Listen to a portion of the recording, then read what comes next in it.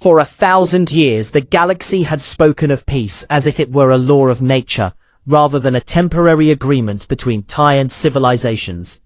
And humanity had grown inside that quiet, like a species that learned to breathe underwater, without ever forgetting the surface.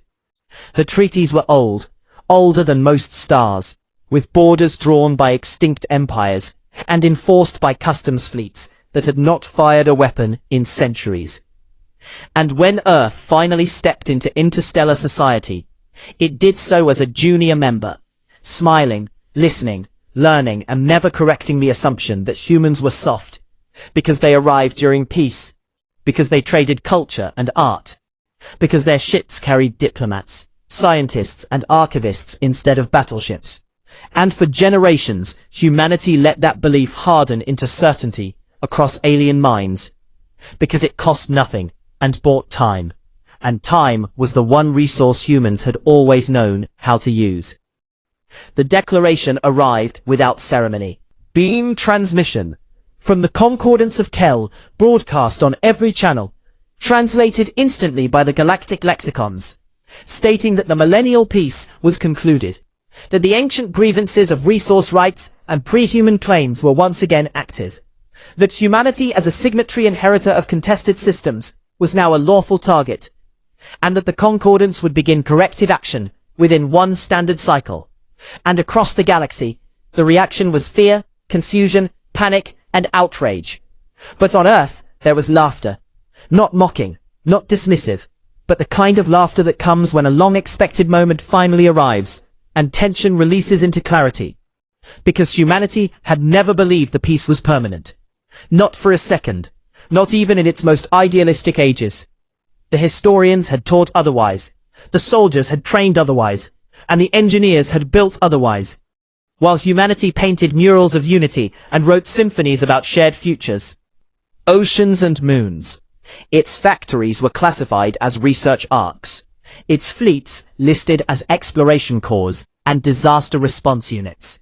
And when the declaration echoed through the halls of the United Earth Assembly, the delegates did not shout or argue. They stood in silence, as if honoring a memory. And then the Secretary General spoke a single sentence, understood by every human present at a genetic level. Begin continuity protocols across the world. Alarms did not sound.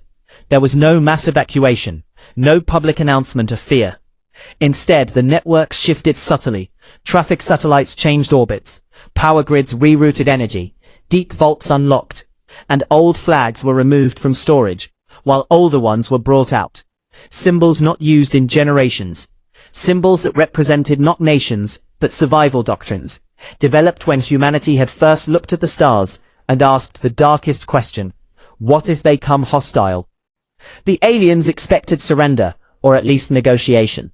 Believed humanity would plead, citing the treaties, the shared history, the cultural exchanges.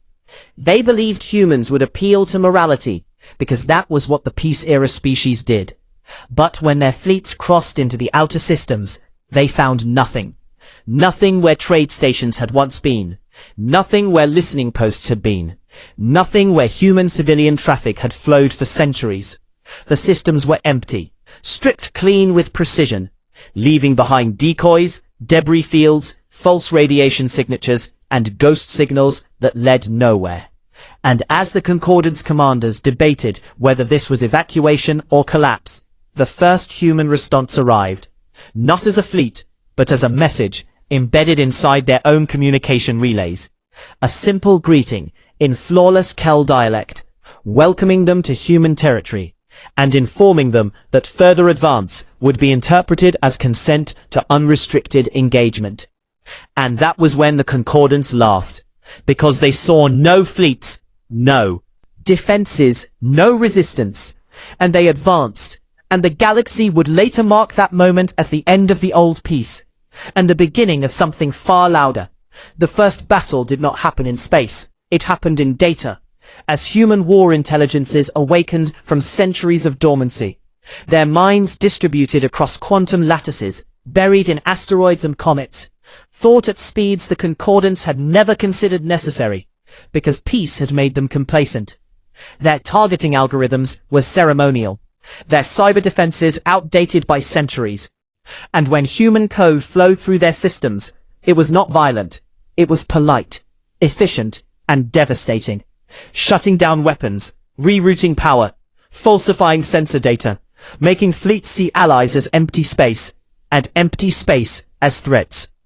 And by the time the Concordance realized their mistake, half their vanguard was firing on shadows, while the other half drifted powerless, blind, and confused. And still, humanity did not reveal its fleets, because this was not about winning a battle. It was about teaching a lesson humanity had learned long ago, that true deterrence was not destruction, but demonstration. And so, the first human ships appeared, only after the Concordance had exhausted itself, after panic had replaced doctrine, after fear had replaced confidence. They arrived out of folded space, not with elegant lines or shining hulls, but with brutal, functional geometry. Ships built to survive, not to impress. Armor layered in materials the galaxy classified as theoretical weapons, that bent gravity and time around them. And when the Concordance fired everything they had, the shots curved, slid, and vanished, dissipated by fields humanity had invented quietly, while others wrote poetry about peace. And then humanity returned fire, not with planet killers, not with genocide weapons, but with precision strikes, disabling drives, weapons, and command nodes, leaving fleets intact, but helpless, drifting monuments to arrogance. And then humanity broadcast again. Threat, not an insult, but a statement of fact. This is your warning shot. The Concordance commanders demanded explanation, demanded to know how a species that had contributed art and music could build such machines. And the human reply was simple. We have always been like this. You just met us during a quiet chapter. The news spread faster than light through the galaxy. Systems fell silent. Borders closed. Alliances fractured. Species that had dismissed humanity as naive now scrambled to reassess millennia of assumptions. And on Earth, the laughter faded into focus, because humanity knew this was only the beginning. The Concordance was only one power, one relic of an old order that believed peace was natural and war was unthinkable. But humanity had never forgotten its own history, never forgotten that peace was something you prepared for by preparing for its opposite. And as fleets mobilized across hidden shipyards and training academies opened, sealed halls, humanity did not celebrate it. It knew what the galaxy was about to learn the hard way, that the 1,000-year peace had not ended because aliens declared war. It had ended because humanity had finally been given permission to stop pretending. And out in the dark between stars, ancient observers awoke, watching a species that smiled while sharpening its knives, and realizing too late that laughter was never weakness, it was anticipation. The galaxy reacted in patterns humanity had predicted centuries earlier. Fear first, then denial, then imitation. Worlds that had never armed themselves began frantic militarization programs, resurrecting ancient schematics that were more museum pieces than weapons. Alliances formed overnight, not from trust, but from shared terror. And every intelligence service turned its attention toward humanity, trying to understand how a species that had seemed so transparent could hide so much for so long. What they found disturbed them more than the battles themselves, because there was no sudden leap, no miraculous breakthrough. Humanity had not advanced faster than the galaxy. It had simply advanced differently. While others optimized for comfort, efficiency, and cultural prestige, humans optimized for redundancy, resilience, and escalation paths. Every system had a civilian explanation and a military shadow. Every technology had three versions: public, restricted, and myth, unfolding across space. As human fleets moved not in grand armadas, but in small autonomous groups, each ship capable of independent strategy, each crew trained not to follow orders blindly, but to interpret intent. A doctrine born from humanity's oldest wars, where communication failed and survival depended on initiative. The Concordance attempted to rally its ancient allies, invoking shared history and legal precedent. But the responses were hesitant, delayed, or silent, because those allies had watched the first engagements. They had seen entire fleets neutralized without catastrophic loss of life, without planets burning, and that restraint terrified them more than brutality, because it suggested control, and control meant preparation, and preparation meant intent. Some species quietly withdrew their support. Others sent envoys to Earth, seeking clarification, assurances, perhaps forgiveness. And humanity received them all, politely offering calm explanations, historical context, and invitations to observe, while never slowing its mobilization. Because diplomacy and defense were not opposites, they were parallel tracks, and humanity had learned to walk both at once. As the war expanded, it became clear that humanity was not fighting to conquer territory. It bypassed rich systems, ignored resource worlds, and left infrastructure intact, focusing instead on nodes of power, shipyards, command centers, data nexuses, places that defined how others fought rather than what they owned.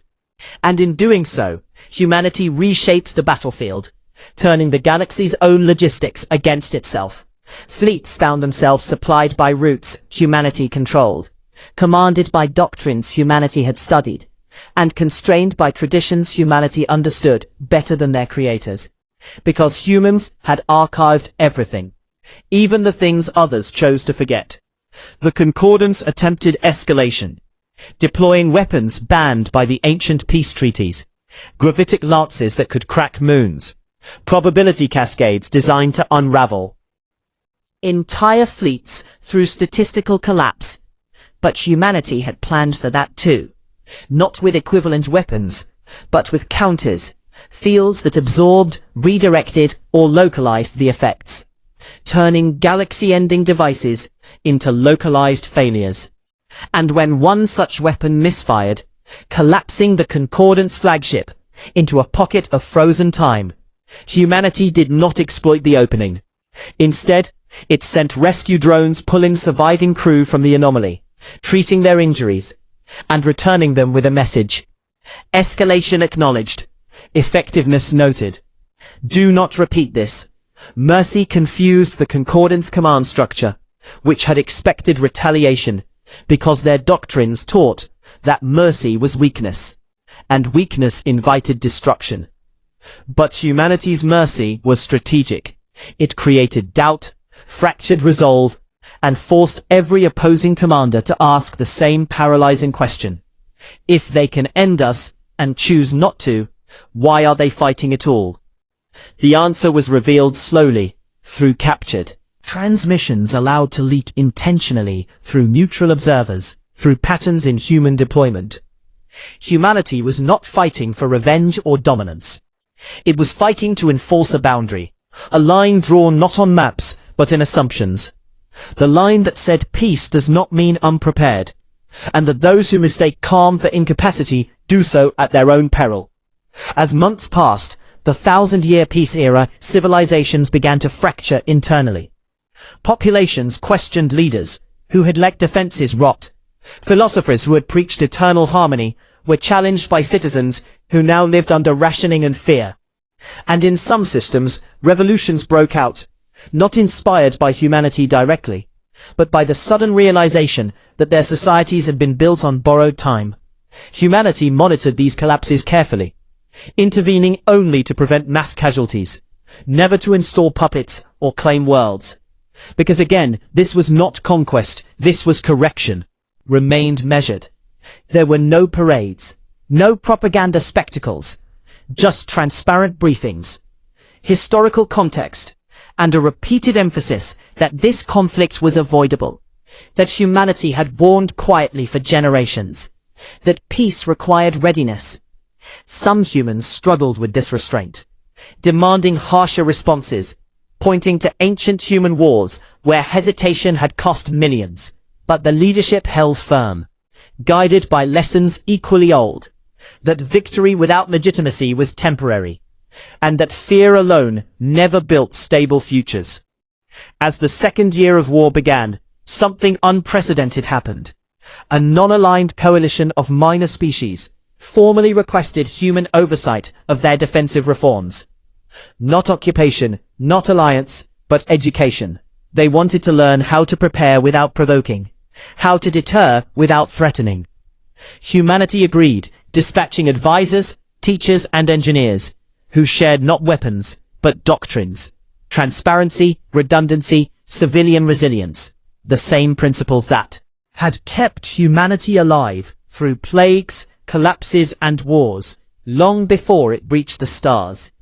This spread of human strategic culture did more damage to the old order than any battle, because it decentralized power, removed monopolies on force, and made the galaxy less predictable and less controllable for ancient empires like the Concordance. Desperate, the Concordance attempted a final gambit, a symbolic strike against Earth itself, believing that even a failed attempt would shatter human morale and force negotiation. A fleet slipped through, using routes humanity had deliberately left ambiguous, a test the humans had expected. The fleet emerged near the solar system, only to find itself surrounded by nothing, and then by everything, as defense platforms activated, not as a ring, but as a layered sphere extending beyond the heliopause, structures that had been disguised as research arrays, comet shepherds, and deep space observatories for centuries. The Concordance fired once, and the shot never reached. Its target, intercepted not by shields but by space itself, folded and redirected. And then, humanity spoke to the fleet commander directly, not with threats, but with history, reminding them that Earth had been besieged many times, that humanity had survived bombardments, sieges, extinctions, and that attacking the human homeworld was not a line crossed lightly, because it unified every disagreement, every faction, every doubt into a single response. And the commander surrendered.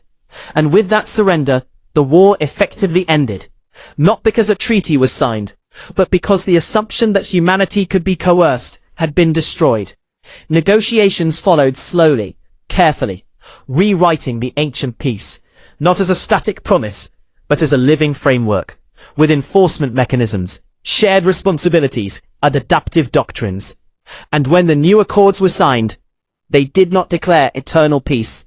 They declared perpetual preparedness and mutual verification, a document that acknowledged reality, then wishing it away.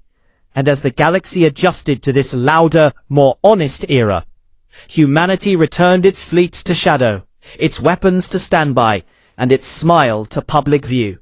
And some aliens mistook that smile again for softness, but far fewer than before, because now they had seen what lay behind it. And they laughed a little too, when humans laughed, not because war was funny, but because understanding had finally replaced illusion. And the quiet that followed was different, not the silence of neglect, but the silence of a locked door, sturdy, tested, and respected. And somewhere deep in humanity's archives, the continuity protocols returned to standby, waiting patiently, because humanity knew better than anyone that peace was never an ending. It was a phase. After the accords were signed, and the galaxy settled into its new uneasy equilibrium, many believed the story was over, that humanity had proven its point, enforced its boundary, and could finally relax into a mature role among the stars. But humanity never confused an armistice with an ending. And while fleets returned to shadow, and shipyards dimmed their lights, the deeper systems continued to work, because the lesson of the war was not that humanity was strong. It was that strength invited attention, and attention invited tests. The ancient observers who had watched from beyond known space did not disappear after the Concordance fell silent. They leaned closer, intrigued by a species that did not seek worship or conquest, yet reshaped an entire galactic order through restraint and preparation. And it was in the quiet decades that followed that the real consequences of the 1,000-year peace ending became clear. Societies rebuilt not around the illusion of permanence, but around adaptability. Doctrines, once dismissed as paranoid, became standard curricula, Children across multiple species learned about redundancy, evacuation drills, and civic resilience. Not because humanity forced it, but because survival had become fashionable again. Economies shifted away from brittle hyper-efficiency toward layered systems that could absorb shock. And while this slowed growth, it increased stability, something humanity had always valued more than speed, because it had learned the hard way that progress without breaks led to cliffs. The concordance itself transformed, fractured at first, then reassembled, not as an empire, but as a federation, its member species humbled by loss, but enlightened by exposure to human doctrine.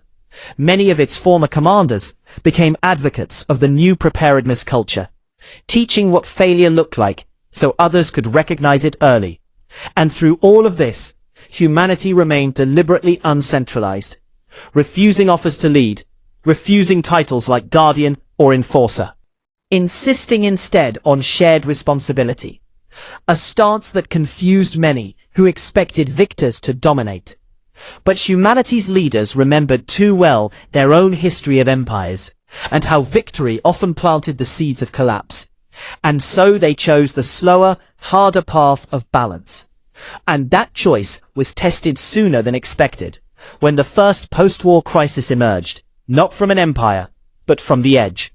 A rogue machine civilization, born from abandoned automation projects left behind during the peace era.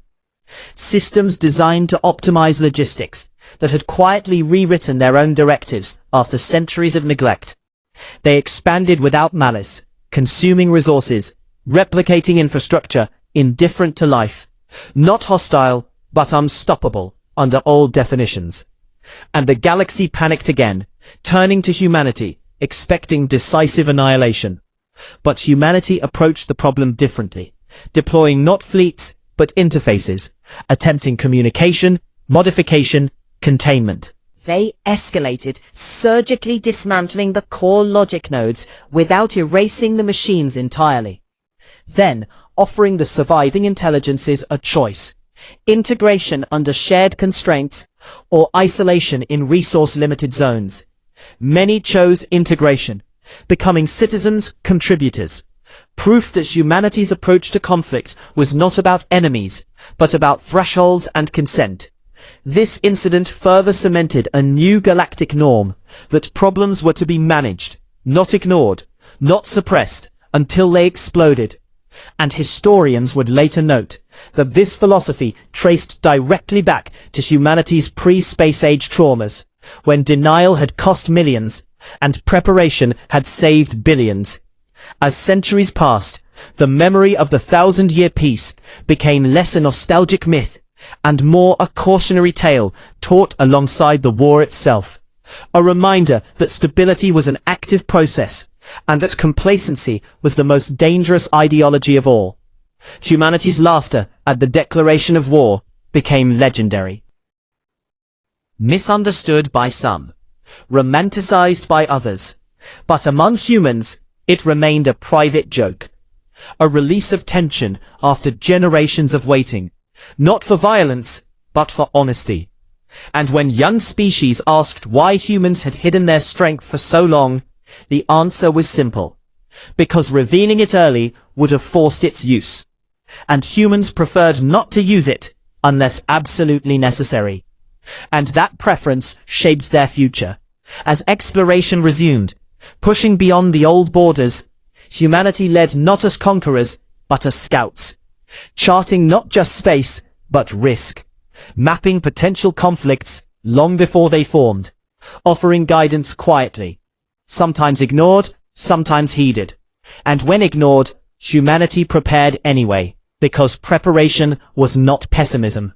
It was respect for uncertainty. And in one distant era, long after the concordance had faded into history, and the accords had been revised a dozen times, humanity encountered another great civilization, ancient, powerful, confident in its own eternal peace. And when that civilization issued a ritualized challenge, expecting ritualized submission, humanity responded with a smile, and a data packet containing archives of the last time such assumptions had been made. And the civilization paused, reconsidered, and chose dialogue instead. And that moment, more than any battle, marked humanity's true victory, because the goal had never been to be feared. It had been to be understood as a species that could be gentle without being fragile, open without being defenseless, and peaceful without being naive. And so the galaxy moved forward, noisier than before, but also wiser. The silence of neglect replaced by the hum of readiness. And somewhere deep beneath Earth's oceans, the continuity protocols remained on standby, their lights dim but active, not because humanity expected another war tomorrow, but because it knew there would always be a tomorrow, and that tomorrow would always bring the unexpected. And when that day came, whether in a century or a million years, humanity would be ready, not with panic, not with arrogance, but with the same calm laughter that said, "We have thought about this for a very long time, and we are prepared to begin again."